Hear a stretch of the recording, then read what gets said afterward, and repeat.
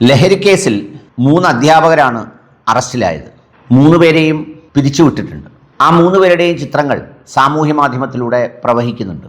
അതുകൂടാതെ തന്നെ രാജകുടുംബത്തിലെ, സൗദി അറേബ്യയിലെ രാജകുടുംബത്തിലെ ഒരു രാജകുടുംബാംഗം UK മറ്റോ പോയി മുറിയെടുത്ത് അതിനുള്ളിൽ അമിതമായ മയക്കുമരുന്ന് ഉപയോഗത്തിലൂടെ മരിച്ചു കിടക്കുന്ന അവസ്ഥയിൽ കണ്ടതായുള്ള വാർത്ത കാണാനായി. ഇന്നലെ ഒരു RMOയെ, ഒരു ഡോക്ടറെ മയക്കുമരുന്നിൻ്റെ ഉപയോഗവുമായി ബന്ധപ്പെട്ട് പിടിക്കുകയുണ്ടായി. നമ്മുടെ സമൂഹത്തിലെ ചുറ്റുപാടുകളിലെ വളരെ ശ്രദ്ധേയരായി നമ്മൾ അടയാളപ്പെടുത്തുന്ന മനുഷ്യരാണ് ഈ മയക്കുമരുന്നിൻ്റെ കെണിയിൽ, അല്ലെങ്കിൽ മയക്കുമരുന്നിൻ്റെ ഒരു ലഹരിയിൽ, അതിൻ്റെ ലാഭത്തിൽ കുടുങ്ങിപ്പോകുന്നത്. ഇപ്പം തൂഫാനുമായി ബന്ധപ്പെട്ട് സർക്കാർ കുറച്ചുകൂടി ജാഗ്രതയോടെ ഈ രംഗത്തേക്ക് ഇറങ്ങിയപ്പോഴാണ് ഇതിൻ്റെ പ്രത്യേകതകളും ഇത്രയും ആളുകളുമൊക്കെ വലയിൽ കുടുങ്ങുന്നൊരു സ്ഥിതിവിശേഷം ഉണ്ടായത്. അധ്യാപകർ വലയിൽ കുടുങ്ങിയപ്പോൾ എല്ലാവരും മൂക്കത്ത് വിരൽ വെച്ചു. 3 അധ്യാപികമാരാണ് അതിലകപ്പെട്ടത്. ആ 3 അധ്യാപികമാരുടെ ചിത്രങ്ങൾ ഞാൻ നേരത്തെ പറഞ്ഞതുപോലെ സാമൂഹ്യ മാധ്യമത്തിലൂടെയൊക്കെ ഇങ്ങനെ കാണിക്കുന്നുണ്ട്. പക്ഷെ അതിൽ നമ്മൾ മനസ്സിലാക്കേണ്ട ചില സംഗതികളുണ്ട്.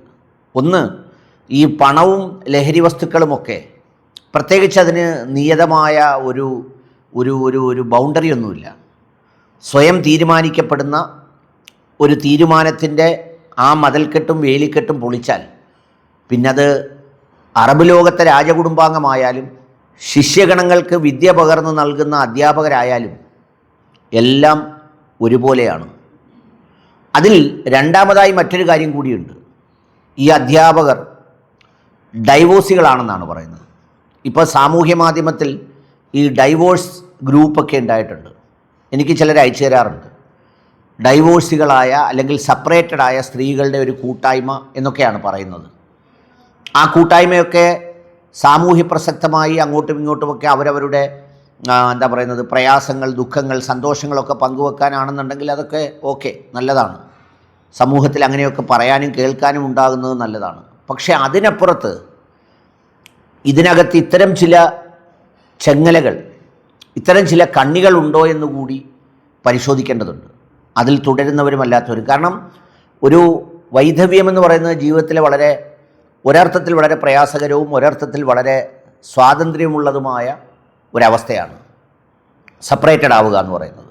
അപ്പോൾ ആ അവസ്ഥയിൽ അവനവൻ തീരുമാനിക്കുന്ന തീരുമാനങ്ങളുടെ റിസ്ക് ആൻഡ് കോസ്റ്റ് അവരവർക്കാണ്. അത് ചിലപ്പോൾ ചില വൈകാരികമായ ബന്ധങ്ങളിൽ, ചില പ്രേരണകളിൽ, മനുഷ്യനാണല്ലോ, നമ്മൾ സാറിന് പറയില്ലേ, single person psychology is entirely different from mob psychology.